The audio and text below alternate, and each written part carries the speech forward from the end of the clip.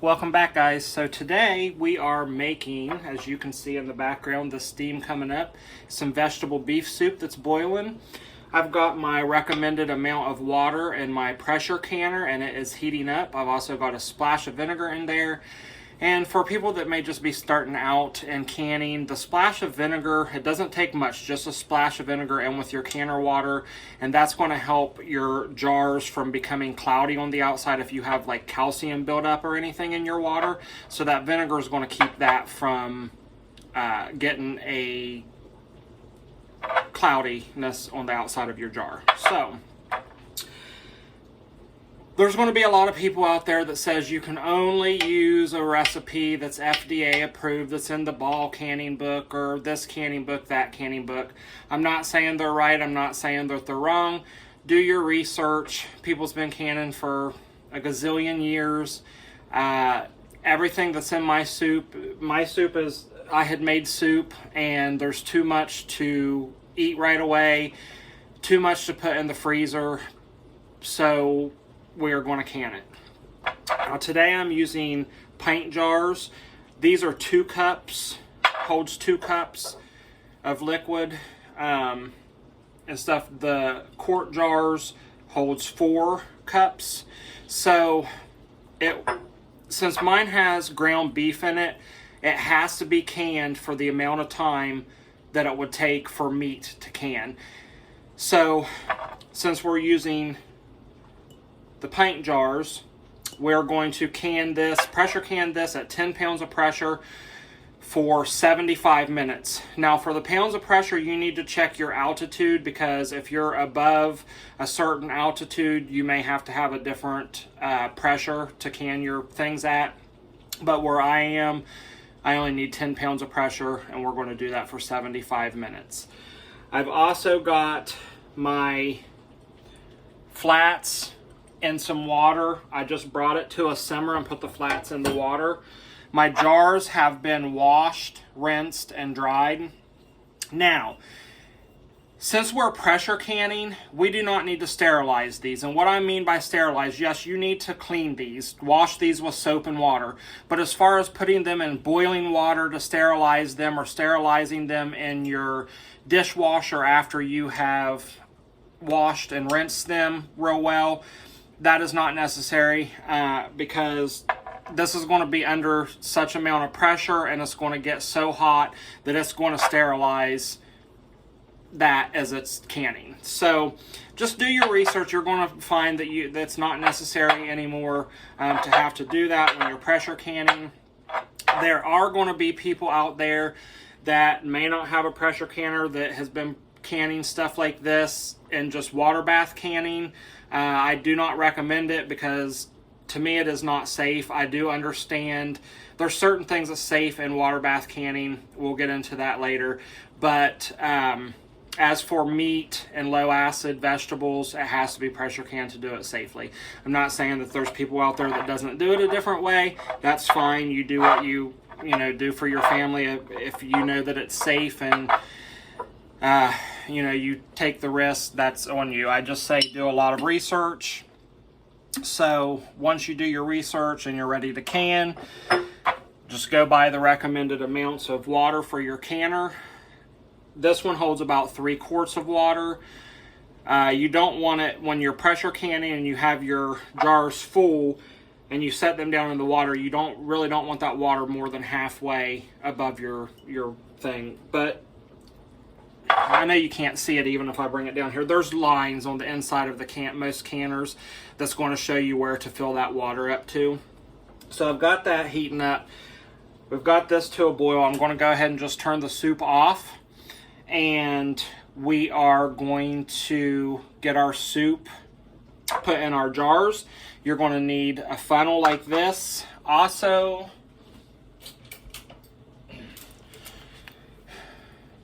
I would get one of these. This is going to be to pick your jars up while they're hot so you don't burn yourself. A magnet, and you can buy these kits. If you're just starting out in canning, you can buy these kits anywhere, at Walmart, any place that has canning stuff. This has got a magnet on it, and it's to be able to pick up like your lids and rings, your flats. And then this if you need it for anything. So let's go ahead and get started. Let me get my camera moved over here so you can see a little bit better. Give me just a minute here.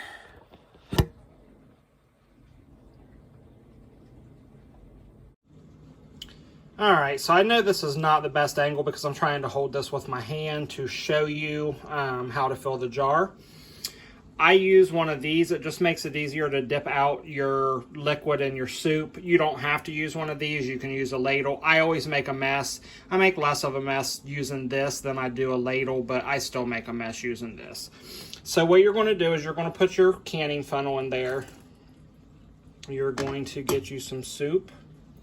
And you're going to fill it up just like this. And I know, not the best angle, guys, sorry. Fill it up just to the bottom of that because you want room. See, I made a huge mess. Hold on just a minute. All right, so I'm just going to move this over here. Hold on just a minute. Let's get this mess cleaned up and I'll show you what to do. And I'll get the rest of the jars filled and I'll show you the next steps. All right, so we've got all of our jars filled. And our next step is you want to take the end of this and you just kind of want to put it down in each one of these to make sure it's debubbled, that there's no bubbles in there. Generally, with this much liquid and stuff, you don't have to worry about it, but I still do just to be on the safe side to make sure there's no air bubbles in there. And there are a few jars of this that has more vegetables and meat in it than others, just because, you know, once you start getting down to the bottom, you get to even more vegetables and everything. But it's no big deal. So once you've got that done, got that debubbled, we are going to rinse off this right here. Hold on just a minute. All right, and once again, we've got our water in our canner heating up. Because you don't want to start off with, if you're going to start off with cold water in here, you need your stuff in here to be cold. But it's best to have this soup boiling because, you know, when you cook it, it's going to be boiling anyway. So you want everything the same temperature so it's not going to bust the jars.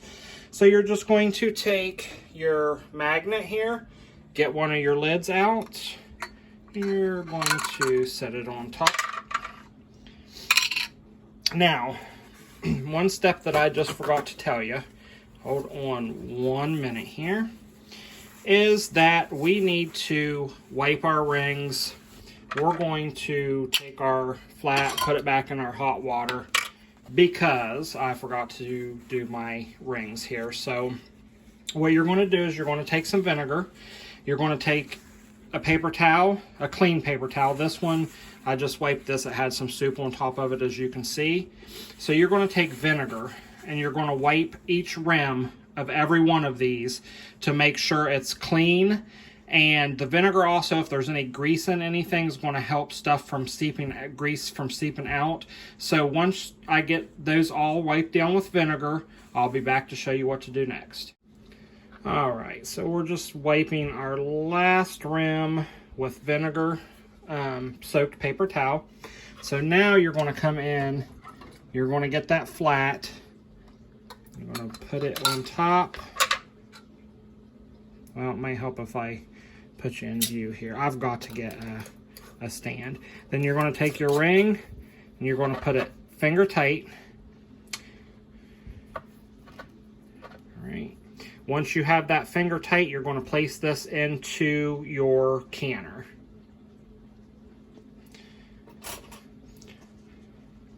All right, hold on just a minute here. Make sure, okay, finger tight. You don't want to do it too tight because if you do it too tight, it'll bubble up and not work right. So you're going to just set that right inside your canner. All right, so we're going to finish the rest of these up and I'll be back to show you what to do next. All right, so we've got our mess all cleaned up. I've got all of my jars and my canner. My canner holds 10 pint jars or 7 quart jars. So I've got 10 pints in there. I've got the water where I need it to be. I've got the heat on not quite all the way high, like medium high. So a lot of people is scared of pressure canners.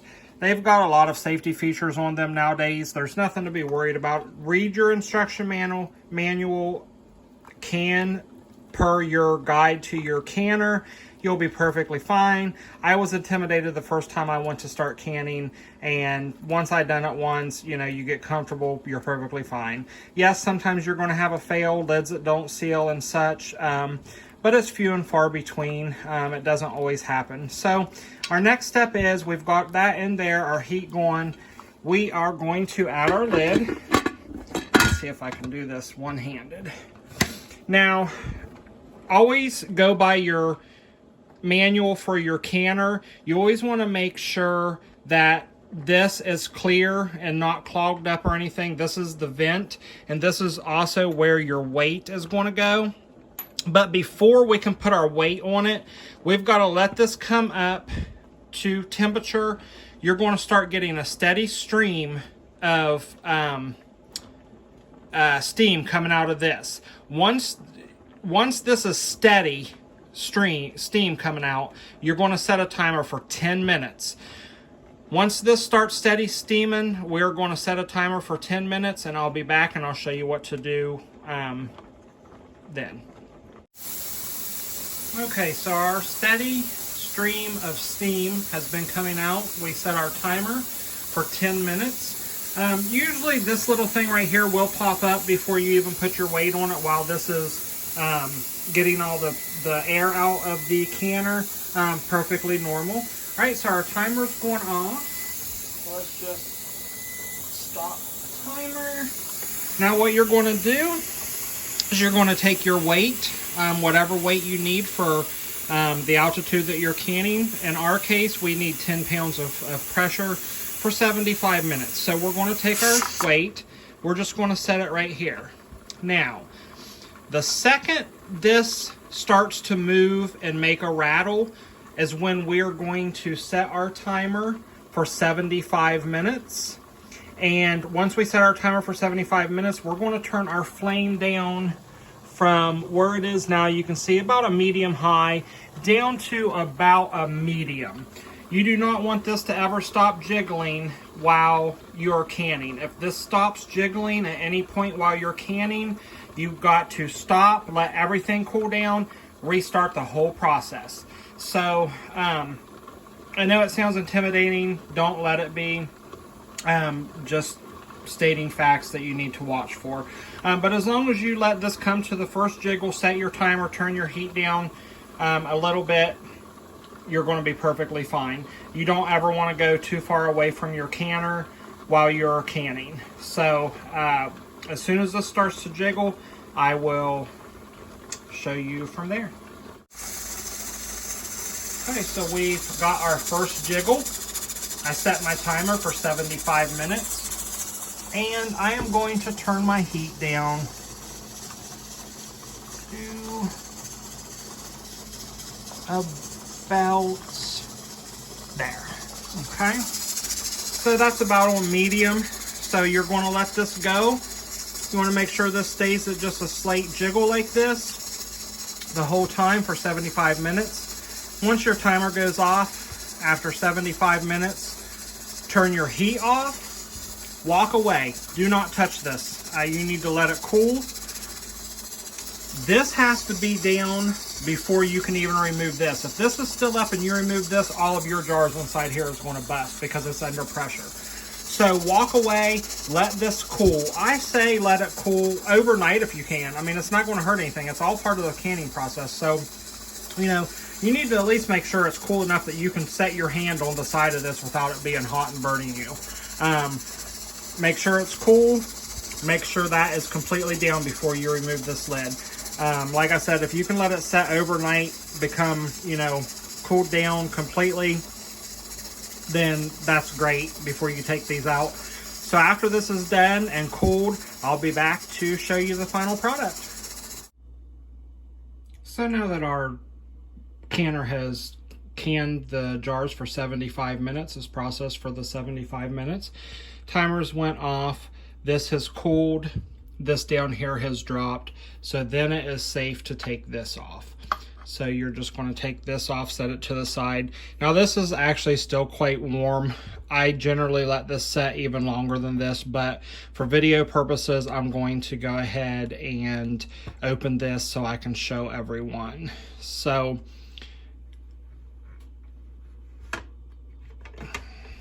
when you open this, you're going to open it away from you. So hold on just a minute.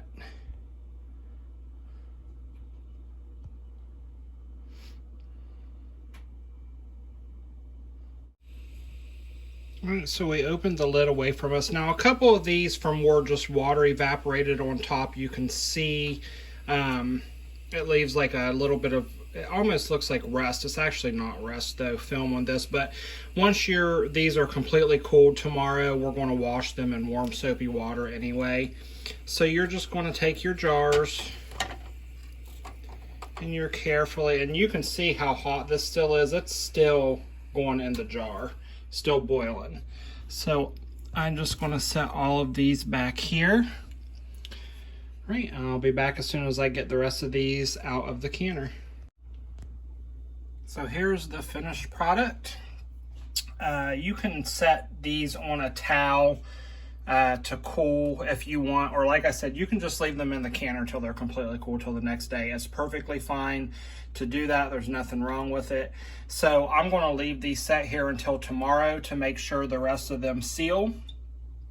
And now I will check them after a while in a few hours to see if they've all sealed, but I will leave them here until tomorrow because if you can see, these are still, that's hard to see on camera. There you can see a little bit. You can see it's still bubbling up, boiling on the inside. These are still very, very hot. So you want these to cool completely, not be warm at all, and then you're just going to take warm soapy water, wash the whole outside of the jar for any leakage that might have came out. It doesn't always happen with leakage coming out of the jar, but sometimes it does in the canning process. So I always take warm soapy water, wash the whole, I'll take these rings off and then wash the whole outside with warm soapy water, rinse them and let them dry. Then I will take my marker and date today's date when I canned them and what it is, and I will store them on the shelf. So happy canning, everyone. If you have any questions, just let me know.